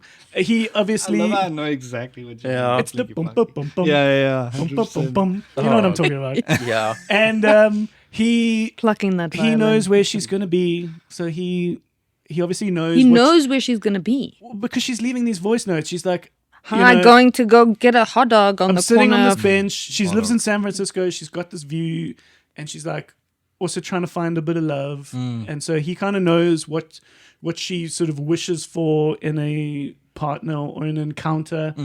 You know, imagine it. And she's talking to her sister, her dead sister. Oh, that's inappropriate. you know, I was going to say, this is one of those movies where if you frame it slightly differently, it's about a stalker. Yeah, Totally. I was going to say totally. Poppy Act. Yeah. But it's delightful, and of course you know when she's gonna find out. And you Rom-coms kind of really hinge on know, yeah, like us- deception and Yeah. stalking. and not listening to As no. long as he's a handsome man. But there's it's this. fine. But just Yeah. to give you an idea, like in the big moment, you know, that I'm just a girl standing in front of a boy. You know, like that kind of speech moment. Like she's got like a mouthful of Mexican food in her mouth. Right. You know, it's like Okay. it's different. It's a little more evolved in that sense. She also, it's not all about the boy completing her life. She has her hopes and dreams, which she manages to achieve on her own. She doesn't need the guy to like make her dream of becoming this kind of business owner, because she's a chef working under Nick Offerman. I love Nick Offerman. Oh my god. Who plays this like He's a sexy fox. pretentious chef that they're part of. Yeah. She's part of this fancy restaurant, but of course he like pretends to be French, and it's kooky. What is it on Netflix? It's Yeah, Netflix. okay, cool. the Netflix. Voicemails to Isabel. Okay. It's delightful, and it's the complete opposite of Death of Robin. It's so funny because like I think we all kind of know the movies that we'll be into too Yeah. in our Yes. group. So like Russell's got the certified gooey movies. So like anything that like just tugs at his heartstrings a little, like Russ is all over it. Yeah, you know? no, Perrin wants to be put on a Yeah. cold, windy Scottish hill. Yeah. That's what he wants. But I also love the Sometimes one must. Yeah, every now and again I like to be it's needed. miserable, you know. Every now and again it's But needed. but yeah, like I mean Cole, I think I know what kind of movies Cole's into. I know what kind of movies Graham's into. Yeah, Graham likes a good big swing. Yeah. Yeah. Even if Big they high miss. concept. Yeah, I you like it when they try. try. Yeah, you like it when they try, right? Respect. Yeah, so yeah, it's fun. Cool. But yeah, let's check it out. It's nice. It's nice. And it's a good like Sunday afternoon mooch movie. Speaking about sad and miserable, I watched a movie called Blue Heron last night, which was really good. Oh, yeah. Okay. Yeah, it's by a woman. Her name's Philip. I'm blanking, but I think she's Hungarian heritage. Yeah, she is. Okay. So it's a Canadian film, and what it's about is it's almost like a part documentary. Even it's like semi autobiographical, but basically the whole premise of the film is she's trying to figure out what was wrong with her brother and how she can help him. Okay. And the film starts off with her. So her brother's behavior starts to get increasingly erratic and more, not violent, but like bad behavior. Like he would shoplift and he would Impulsive. yeah, impulsive, right? And the whole perspective is from her point of view as a child, and then it jumps ahead later where she's a grown up trying to figure out what she could have done to help him, or what they could have done right now in this day and age to help him grow up more, you know, with Yeah. the help he needed and stuff like that. And it is a really beautiful movie. Sounds It's- devastating. No, it's no, but it's It's very not devastating. It's Where did you watch it? I downloaded it. But Was it's- like a sort of a festival-y film? Yeah, it's a festival film. But it's phenomenal. It's just Blue Heron. Blue Heron. It's a very personal story, which I really like, because I watch movies like that, and those are the movies that I want to tell stories like that. How did know you what I mean? know about the movie? So there's a new like Canadian new wave that's coming up. So Okay. I watched. Have you heard of Nirvana the band, the show? Yeah. So there's now Nirvana the band, the show, the movie. Apparently Yes. it's incredible. And it's fucking amazing. It's the Oh, commentary I on didn't the know Blu-ray is was phenomenal. there a show before? Yeah. So it was like okay. a web series, then it became a show, and the whole premise for our listeners is Nirvana the band, the show is there was a band. So Matt Johnson, he's a Canadian filmmaker. He's amazing. He did the movie called Blackberry recently. Oh, that was And good. I loved it. Cole hated it. So anyways, so it's about these two guys, Jay McCarroll and Matthew Johnson. They're best friends. They're playing themselves. But the whole premise is they are trying to book a show at the Rivoli, which is it's like just a normal bar restaurant in Toronto, right? What I love about the show is it's so distinctly Canadian and its humor and everything. It's so proud to be like Canadian. They're a band wanting to book a show at the Yeah, club. and Okay. they're called Nirvana the band, right? But it's with two N's. It's Nirvana, right? Okay. So that's the whole premise of the show, and it's done like a mockumentary. So, but how they do it is that they will do scenes in the real world where people aren't realizing they're part of the scene, kind of thing. So like it's really fucking good, and Matt Johnson's so funny. And now the movie involves time travel as well. So my Nirvana the God. band, the show, the movie. Okay, anyway, so I watched a press junket of it, and they asked him about like, what do you think about this new Canadian new wave that's coming up? And he mentioned Blue Heron, Okay. and that's where I got onto it. But I mean, the Canadians fairly recently. Last year, 2 years ago, my fourth favorite movie of the year was Red Rooms, and that's a Canadian film. My fourth favorite. And that movie fucked me up. And there was a great movie a few years ago called something Falcon, also French Canadian film. But yeah, Thing it's for just- birds. yeah, no. So But the like, Canadians are having a moment. That's yeah, interesting. but Blue It's Heron something is to- phenomenal. It's something to know exists. There's But the- something in the water. But do you That's know what, like, so I collect movies. I'm like big into physical media, and there's a set recently. So I'm getting into a lot of Canadian films because there's a great label that specializes in Canadian films. And two sets. The new set just came out recently. It's the other French New Wave, and it's a collection of films from the 60s and 50s that was Canadian French, and that was their new wave. And it's so fucking fascinating. So I That is love cool. collecting that shit and learning about Lovely. other countries that aren't really big on the film stage. Because Canada, you don't really hear about Canadian films. You hear about Canadian movie stars.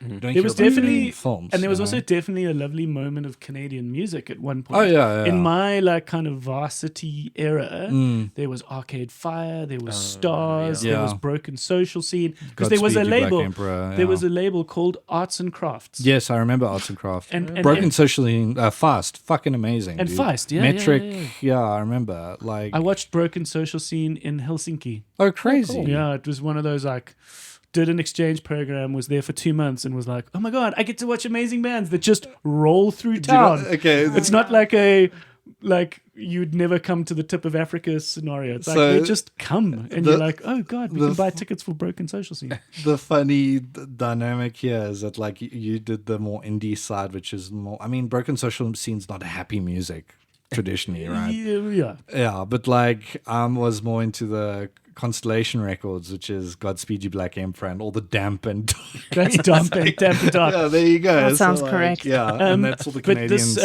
as this well. dude, there was a very interesting moment in that show. There was a guy that had one of those T-shirts that obviously has like a little thin little screen that could have lights that lit up on his T-shirt. Jesus, it's And so this guy, timeless. like the lead singer, kind of identified him and was like, "That's a cool shirt." He'd obviously never seen that kind of T-shirt, and he said, "Come up on stage." And it was realized quite quickly, and it was actually handled very well, that this guy wasn't. He wasn't 100%. He had a Neurodivergence? he had a neurodivergence. Yeah, that makes sense. And yeah. it was just this interesting moment as to sort of how this person who shouldn't have necessarily been identified in a room of 500 people Yeah. was then identified, and the guy quickly he handled it very well and was like, "That's a Oh, was cool this at the shirt, show? cool Yeah, shirt, yeah. and then thank you," and then he like put him back on Helsinki, in you said. the stage. Yeah, Why were you in Helsinki? a documentary exchange program. Oh, Finnish students came to South Africa. my work partner, my work colleague did the exact same thing. The North-South exchange. Yeah, I think so. He After kids were studied involved. Wits. Yeah, he studied. said Wits? Yeah. So no, he studied at UJ, and he did that as well. So he Okay. went to Helsinki as well, which is really so cool. special. Yeah. We watched one of the other bands I watched, and I've told you about this, and you loved it. I watched a Japanese metal band called Boris. I fucking love Boris so much. Two and a half hours of just Japanese metal. What era was it? Was it Pink? Was that the era that they were there for? I just was like, oh my god, it's a Japanese metal band. Let's go watch it. I know nothing about No, them. Boris are fucking crazy. And they had this giant gong behind the drummer. Yeah. He didn't touch the gong until right at the end. Yeah. Gonged it, and the only English for 2.5 hours was the singer at the end going, "Thank you, see you soon." Yeah. See you soon. That's it. I've got Respect. It was awesome, and they had a chick guitarist. Yeah, what I can't remember her full name, but she fucking shreds. Holy shit. It was awesome. There's I love that. One of my favorite albums is called Feedbacker at Last. It's by them as well. But I've got most of their albums on vinyl, and they are so prolific that I you love have you- like I love you, 30 parent. fucking. It's love crazy. I'm sorry Boris are I'm sorry amazing. that I got to see them and you didn't. But maybe yeah, if you can use the time travel of Yeah, Nirvana, the band, the show, the movie, you can go back in time. yeah, and And- go watch and- Boris and in go watch Helsinki with Boris you. in my Yeah. shoes. And blow your mind. Yeah. Can I ask a question not related to anything? Yeah. Can I quickly Google something? Yeah. That's what I've been sneakily trying to do this No, whole no, time. we Just do that all the time. What do you want to Google? I can't remember the name of this movie that I was like, that's a movie I can talk about. Okay. I know one movie.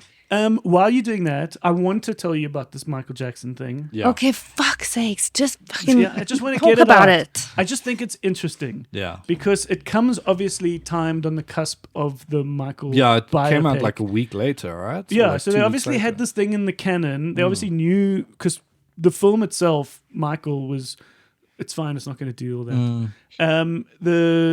The film itself was delayed and postponed and recut. Yeah. So people Because knew it was of coming. the family Yeah, because disagreement. controversy, because yeah. of all that shit. The movie is so. Oh, it's a horrible movie. And it's like, It's horrible. Why? just because like It's so neutered. It's so Yeah. watered down, and there's no chutzpah. It's just the movie cuts. But is it not even celebratory? Oh no, It it is. is. It's- Oh, but no, it's like- if you're a fan of Michael Jackson, the movie Michael gives you everything that you need. But all the controversy of Yeah. his family life growing up so Everything's later. most of it's cut out. The So- only the only person they make as a villain is the dad. Really. Yeah, so the problem is, as well as they make Michael Jackson this godlike entity in it. So he's flawless in the movie. He's legitimately flawless. He's literally pretty much every scene is him talking about, I'm going to be the greatest. I want to be the greatest. And then like there's a weird. But excuse me for a moment while I help these kids in hospital. Yeah, there's weird scenes where no, literally, because we've spoken about this before, Yeah. but I'll just for context for your sake, is they reshot the entire third act because the family wasn't happy that they were dealing with the controversies, right?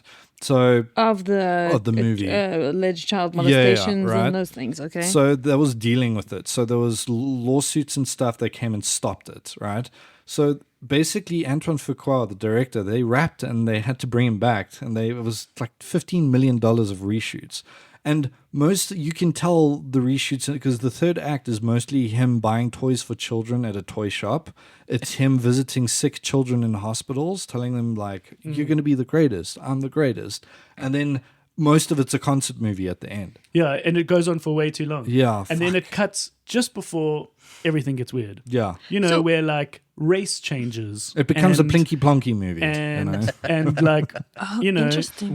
when you know he felt it was okay to have boys sleep in his bed. Yeah, Didn't touch them apparently. yeah. But they were fucking sleeping in his bed. Yeah, the problem with the movie is that it just the people who think that he did are like a perfect smooth figure is they will love that movie because they're like, oh, he's perfect and But did yeah. nothing So wrong ever. in part, maybe what was originally the movie, and then what is it called? Is a state. His estate, Yeah. his legacy things, would You they had to be on board from the beginning? It's like Yeah. is that was the deal, Yeah, it's and as a result, things became yeah. smoothed Apparently, out so there's like also other rumors flying around that like Antoine Fuqua, his nickname on set was Van-Toine Fuqua because whenever the family would come on set, he would direct from his van because he didn't want to deal with them because they were a nightmare. yeah. So he was a like, few "Fuck a these few things people." were happening. One was Yeah. one of the court cases involved like no one mentioning certain aspects of this court case. Yeah. That's part of like why a settlement is in place so that you know sometimes the names of these kids Yeah, are were protected because of protected it, and things yeah. like that. And so there was an issue on that front. But then also with the estate, you get the feeling, even in the movie a little, you get the feeling that like the rest of the other four of the Jackson Five and the family in general, like need Michael Jackson to make money. Yeah. They needed him to go on tour with them. They needed it at the time. And now with this movie, they needed it to work So they can make money. that all of them can make money. Because And so it was like it's just so conflated. it's crazy because Janet Jackson's not in the movie. Yeah, it's not as She's if they the sister. it's not even as if they talk about her and they just don't show her. She's not at the table. Diana literally. Ross as well. Like and she was a big part in like who he wanted to become. According to this movie, he does not have a sister called Janet. Yeah, so Doesn't exist. and apparently 'Cause she didn't want anything to do with it. yeah, she didn't want anything to do with it because Is apparently she was not Latoya's there? I forget. I don't know. I can't remember. It was a blur. But I would argue that then watching Michael Jackson The Verdict on Netflix is actually a great part 2. Okay. Because it's Unofficial part it 2, right? it then shows you everything else. And it Okay. shows you the later part of his life and how these things were presented. It's a and mini how series, right? It's a mini series. And as I said, it's not this dagger out to put a knife in him. Yeah. It's to literally have you relive these moments. This person came in on that day. This was the intention Yeah. of the prosecution. This was the intention of the defense. It really looked like it was going to go this way.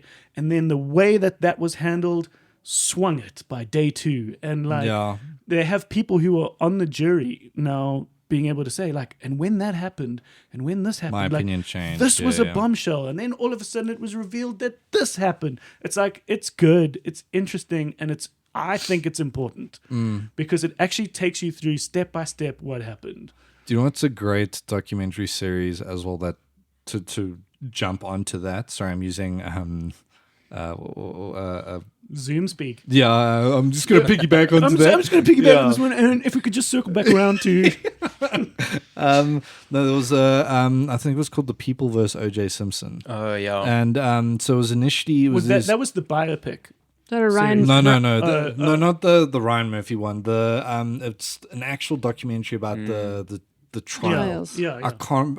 I'm blanking on the name. Sure, Let me sure. get No, it no, now. no, that's fine. But basically, there were two cuts. There was a 2.5 hour cut, and there was a 5 hour miniseries cut. Yeah. And it's phenomenal because basically the whole trial deals with what O.J. Simpson means as a black man versus what he means as a celebrity. And it talks about how, like, one of the interesting dynamics about it is that leading into the trial, when he was a sports star and stuff like that, he was doing everything he can to be accepted by white people.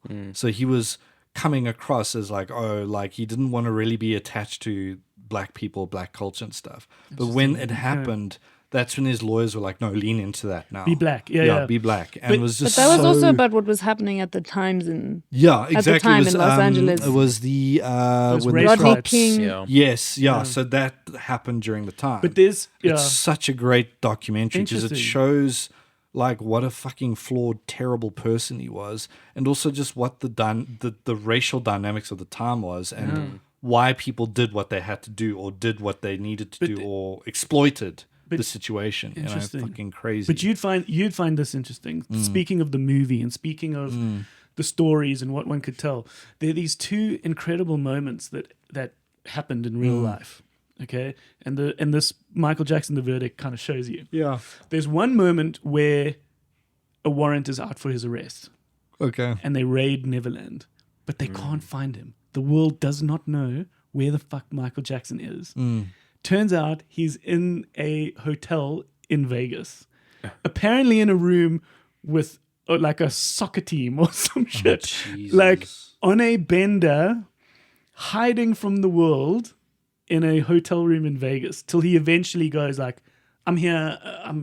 I'm turning myself in." But he hid for like 2 or 3 days. Yeah. That would be an interesting film, Yeah. like following that moment. What soccer team was it? I'm Was it a- I'm making this up. It was apparently a whole bunch of young German boys. Oh, Jesus Christ. Okay. Fuck me. The other great moment is in the middle of. So you're saying this is not in the movie? It's certainly not in the Michael biopic. They omitted. Okay. They but I'm left just out saying, the German. I'm just soccer saying team. that. I'm just saying like that would be a great film on its own. Just this like the 3 days building up like where a warrant's out for his arrest, and see- he's not in Neverland. Those are great biopics. We've spoken Totally. about this before. Exactly. Where like we hate watching. That's what I hate about the movie. Is it's the standard. It's the cradle to grave Yeah, or like, cradle to before shit gets this weird. is where I was before. And And then there's another great moment halfway through the trial, before like a crazy key witness is going to take the stand. I think Yeah. it's the woman who is he had kids with is Yeah, going to yeah, now yeah. testify and all the stuff. He doesn't sleep and he gets sick. He gets like something's wrong with his stomach or something. So the bodyguard like takes him to hospital, and they can't get him to sleep. They keep pumping him with more and more painkillers. yeah, for sure. And he has to be in court the next morning, and otherwise he's in contempt of court. And they rush him to the courthouse, and he arrives in his pajamas. This is all true. Oh, yeah, this I all remember. fucking happened. And he arrived like frail in pajama pants. Like that is a film on its own. Yeah, But anyways, you watch this film and you actually just want to get it done because it's important, I think, to kind of just be reminded of all these moments and what happened. yeah. You get very tired of seeing this face that, in my opinion, just is grotesque, and it's yeah, just it's ugly. You know, it's like, especially as you got older, like it's Yeah. just it's so difficult. But you see the intersection between what was perhaps a good intention on him to build this Neverland, to build this place where all these kids could come and play. Yeah. The need for him to be this kind of father or friend No, he had a to tragic these upbringing. kids that needed help. He paid for like their cancer treatment, but then it goes too far, which is like, I agree. but you can help a kid and not have him sleep in your bed. Yeah, but if you have a completely dysregulated nervous system followed, because of years of abuse and no actual modeling of what parenting and Exactly, appropriate right? Of course. boundaries look like. Yeah. I mean, not that I'm defending No, but people, No, but that's people important. doing those Yeah. things. But I'm saying it's like, you go, this is the antidote to the bad childhood I had. It's this place where you 100%. can be I get- free and safe and whatever. I get that. but and then you can, it goes too far. and you can see where it now gets blurry. And then from the other side, you can see a family who isn't wealthy and powerful and privileged getting the opportunity to be close to that flame that is wealthy and powerful and privileged. And also where that goes too far, which is when you let this person pay for too much, or you let this person insist that they stay over. yeah. And it's like, oh fuck. And you just somewhere in between is this little blurry moment Yeah. which Exactly. was so grey. And that's the point of this. Very interesting. Anyways, I also want to quickly mention, because we have had such a lovely, nice, long, fat chat, is this Harlan Coben, which we are halfway through. I don't think I've watched any Harlem. The main, but you'd appreciate. Well, Yeah. you'd find Ever this in your funny. life? No, I don't Not think by so. accident. No, I There don't think wasn't so. someone He signed like a sort of 10 book Netflix deal. So Yeah, we're I somewhere don't think so. we're working our way through that. Why? The main character, Who's we? millions of people around the world. The main character is Sam Worthington The Aussie actor. of Avatar fame. Can't stand Oh no him. way. Well, then you'll hate this His because every American time- accent grinds me so Well- much. He's got that American John. But every time he speaks, it sounds like we're on Pandora, and he's just trying to that's- save, I and would we're just trying to honestly- save his family. But let me give you the premise. He's in jail Yeah. because he apparently Murderized. brutally murdered his own son Okay. because he has night terrors apparently. In the trailer, cut to pictures of bloody bedroom. Yeah, Go. yeah. And it's blue, so you know it's five, bad in the past. after 5 years, and the kid couldn't be recognized as to how badly he was murdered. Murderized. Jesus, okay. But the DNA apparently matched, and so on trial he was convicted for killing his own son. Murder. 5 years later, the sister of his wife, so his sister-in-law, who's played by the redhead woman from Severance, Oh, I love her. She's She's great. great. Yeah. she says, "I think the son's still alive." Mm. There's our inciting incident. She has proof, and she believes that the son is actually alive. And there's been a huge conspiracy in place to put him in jail and make him the murderer because they've done something with the son. Okay. There's your premise. I hate it. You hate it. You hate it already. No, you think it's gonna be. I have no idea. You watch the trailer and you think, okay, there's going to be something else that is going to happen that is going to be like, oh, no fucking way. No shit, what it was her. That never happens. That is the problem with the Harlan Cobens, Of the world. these movies, is that that's the thing. It's just you think there's going to be something else and there isn't. Oh, It is often just the most obvious thing, but it is presented like it's interesting. fucking crazy new. Have you not experienced that? I don't know whether I felt that, but I get you. And it's an unraveler. Everyone is involved. Is it a in series or a all- movie? It's a limited series. It's called I Will Find You. I have the feeling that when I watch that in the first 3 minutes, I'm like, oh, it's this one. You think And you then can I pick still like a person? spend, the next fucking there. however going, Okay. thinking, no, come on, that was too easy. It's probably something else. And then guess what? It wasn't. Yeah, I was no, right. but you can definitely play that game with episodic TV shows with cops and people, where you're like, there is a certain character that you will get at a certain point in 30, 40-minute episode where you're like, it's that guy. Because like he's been given a little too much screen time to be a nobody, and he had an attitude or something, and later on it's But like, if I it watch was that something guy. like Law and Order, Special Victims Unit, Yeah.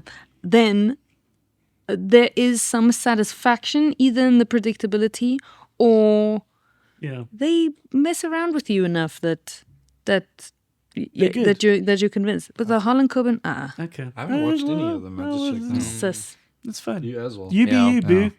You be you. Okay, you be you then. Wow, first fights, eh? This is awkward. On one of these shows, I think it was Will Trent, which we're watching on Disney Plus. One with the dog, right? The one with the little, cute little chihuahua. Yeah. One of the characters was a dude I recognized. I had a Leonardo DiCaprio Once Upon a Time in Hollywood Oh, crazy. moment. Like He on a personal level. Yeah, he came over on an exchange program. Crazy. At Wits, we had a lovely exchange program with Tisch students, NYU students. Oh, that's nuts. Yeah. Yeah, and I made good friends with them. One of them was the one who wrote You the told movie me. Him. Yeah. And we had Zach as a Yeah. guest on the show. Every now and again, I've spotted one of them in something or doing something. And That's very cool, hey? this guy, Mark, I was like, yeah, I remember that guy. Yeah. That's very cool. No, it was fun. Did you find your thing that Yeah. you Googled? Yeah. Let's end on that. Yeah. Well, I wanted to say the only thing I can actually contribute to today was Widow's Bay, and we haven't spoken about Shit, yeah. No, Let's talk about that quick. briefly. No, let's yeah. talk I know about that. we gotta go. Yeah. I haven't enjoyed a television as much in a long time as much as I have Widow's Bay. It's so good. I'm not finished. Okay. I don't think. How scary is What it? episode Because are you that'll determine whether or not I watch it with my wife. There's I think maybe once an episode where I don't know if you press your fingers in your ears when with the Yeah, it scare. gets spooky. It yeah. gets spooky, but there is just such an amazing antidote constantly. It's both very specific humor and quite Yes, broad I comedy. agree. Because apparently That it is funny, hey? balances It is. out. It's a comedy horror. It's written yeah. by the same person who wrote Parks and Rec. Yes, Kate Dippold. Oh, Dippold. was she a write on Parks and Rec? Crazy. That checks out. What's the back of the Yeah. box of Widow's Bay? This is on Apple TV. Go. Okay. Basic, It's damp. yeah, it is damp. It is damp. Yeah. So Matthew Rhys, Welsh actor. He was. Yeah, he in The played a great Americans. villain in another With Claire Danes. with Claire Danes. Yeah. So basically, back of the box is a weird little town on a little island called Widow's Bay, and Matthew Rhys is the mayor of this town, and he's trying everything to like rescue this town from like financial Yeah. doldrums. Infrastructure falling apart. By getting tourism onto the place, but obviously weird shit starts to happen. And it's like a spooky supernatural Yeah, weird shit. weird shit starts to happen, and it just starts building up, and it starts to affect his decision if he's making the right choice by bringing tourists to the town. Okay. And it almost feels like a sitcom horror comedy show, because there's sometimes it's nice that it's fun. yeah He's- That actually helps me want to watch it. yeah He's the straight man in a town Yeah, full of 100%. bananas. I was about to Yeah. say everyone else is Exactly, bananas. Some are exactly, spooky yeah. bananas. Yeah. And some of it, but the bananas are the spooky characters also do like in this. It's very funny because sometimes it feels it goes into the territory of what we do in the shadows. Yes, not yeah. in terms of a format, but in terms of Mockumentary, yeah. comedy. Yeah. Oh, nice. Where the like ghosty person does something really yeah weird stupid. yeah. Oh, that's or like lovely. kind of timed in a funny way. Oh, that's great. But there are other moments where they also just, and I think this is what I really like, it trusts the audience's intelligence. So Good. they just do things where they just hold on something Yeah. for very long, and it doesn't feel like they're trying to trick you. They're going like, oh, you know all the horror movie tropes, and now we're playing with that. Yeah, yeah. But they really just go, I'm just going to hold on this window, Yeah. and you go, oh, fuck, I feel very uncomfortable. Oh no, oh no, oh no, oh no. And then someone opens the door and like Yeah. says something yeah. in a very like deadpan way. Yeah. But just that undercutting of the thing makes you go, okay, no, we're fine. Everyone's just an idiot. Yeah. So like it's almost like I was telling Graham that like because I mentioned it to my partner and she's like I don't see it, and then after a while she's like okay maybe. I love this show called Lost, and in Lost there was the island. A little TV I show. love that you introduced that Yeah. as like This little show Yeah, called Lost. well, the biggest show of the time. Yeah. Yeah. So the island was in itself that they were crash landed on was like a character, yeah. right? And Widow's Bay has lots of elements of that. So the island is a character in itself as well. So like it's just it's great as well because they do a lot of humor. It's not like hilarious, like hysterical, knee slappy, No, funny, sure. but it's sharp, funny, It's smart usually like humor. 2 beats later that Exactly. you laugh Right. at Yeah, what yeah, just yeah. Good. you didn't even like realize that. how a funny that moment. was. It's yeah. like a moment, or Yeah. like and they know when to get serious as well. Oh, So good. like how deep did you get? What episode number do you think you're on? I think I'm at 10. Oh, is that the last one you need to watch? Did you No, finish I it? watched it. Then you finished the show. No! Yeah. But No! good news is season 2's been renewed. Okay, cool. Okay, but it's so confusing. They also did a really good job then of ending it like that. Yeah, because it they have ended left, great. they have resolved some things for us, and they also haven't. But Yeah. not in like a, Like Not we in- need to come back. yeah, we need to come not in a like, we tricked you, we're leaving this open for season 2 kind of way. Because that's one of my Okay, I pet did peeves with finish it. shows. And I'm glad they're doing it differently now. Is that I hate it when a show ends a season on a cliffhanger Sure, because if it it's- doesn't get renewed, then you're fucked. Or, no, Especially- or well, they especially- finish it, but then they like look over the shoulder and you're like, oh, Yeah, But when you know that it's going to take so long to get another season Yeah, these yeah. days, especially if Severance, you're doing Jesus a big Christ. show, then Yeah. it's annoying. yeah. That's why I love a show like The Leftovers. Is each season ended, you could be like, if it doesn't get renewed, this is the perfect ending. And they did it 3 times, and every time it ended perfectly for me. So Lovely. Widow's Bay is Okay, fantastic. cool. It's on No, Apple TV. I'm gonna- Watch This- it. I'm going to convince It's- Liz. She it- just doesn't like scary, and she doesn't like supernatural. no, I don't think it's not. It's not terrifying. It's not Spooky. terrifying. It's spooky and Yeah. it's funny and it's really its own thing. That's awesome. It's very unique. Yeah. I love that. I love the idea that is the case, and I also like hearing what shows and especially in film are breaking the norm and also like you hearing about it. They're breaking through, Yeah. and that certain accounts on Instagram are like memeing them or talking about them. Or, Yeah. So something about them is breaking through when other TV shows just unfortunately don't. There's a great sequence where one of the bananas of the town, she's like one of his assistants, or what's her name? Patricia. I love Patricia. Patricia's so good. That's like her breakout as well. So this is what like you're into returning. America at least. You're returning season 1 of Widow's Bay. You Yeah. have been watching. But there's a great dance. I love a great dance sequence in a movie, and it's kind of a dance sequence. But she's throwing a party for the town. Remember this? Yeah. So she is so weird, and people don't really like her because they like put her off. So she puts them off, right? So like she decides, okay, she finds a self-help book, and it's like, you're gonna throw a party. People are gonna like you, and The you're gonna do it. details. And she throws this party, and there's a great sequence where, do you remember the song "In the Rhythm of the Night"? Yeah. Oh yeah, it's a 90s banger, right? And The she Reebok just- or the Nike. yeah. That one. So she there's a sequence where she's like partying with all these new friends that she's made to that song. It's just so fucking great. But Okay. She's queen of the party. yeah, Like, queen that's of a, the town. that's a great example as where like it's like the whole sitcom thing where there are episodes where they feel like bottle episodes, but they're actually not. You know what I mean? Like they add something later to the big picture. It's a joke that's going to come back. It's so, and it's like, I wouldn't compare it to, because people would be like, oh, someone asked me, is it like what we do in the shadows? I'm like, no, because what we do in the shadows, even though there's horror elements of the vampires and stuff, it's a comedy show. It's not Yeah. horror at all.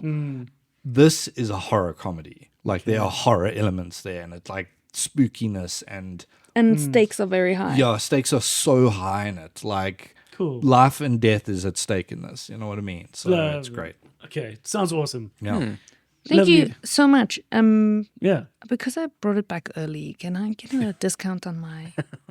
Did Yes, you you? can. I actually came back to see if I could get Blue Crush, the 2000s. Oh, the surfer movie. Surfer Girl yeah, movie. feminist It's yours. surfer girl. What's her name feminist again? surfer cult classic. What's her name again? Who was the lead in that again? Kate Bosworth? That's it. Yeah. It's yours. Did you be kind and Thank did you rewind though on Widow's Bay? All 10 tapes. Are you old enough to know what that means? Maybe not on number 10, sorry. Yeah, I rushed back. Yeah. Sorry. Good. Yeah, you can certainly have Blue Crush. Blue Yes, Crush. it's a throwback, man. That's awesome. lovely. Cool. Morty, what a treat. Thanks, my homies. Nice to chat to all of Yeah, you. it was nice to Lovely. meet you, man. This was a treat. Damp, weird time with you all. Okay, let's leave it on that Yeah. note. Our home base is thevideostore.co.za. You can chime in. You can give us your returns. You can give us your "Hey, did you guys sees" in any shape or form, both in the YouTube comments and over on the Facebook group. Lovely. Bye bye. Cheers, bye. Bye.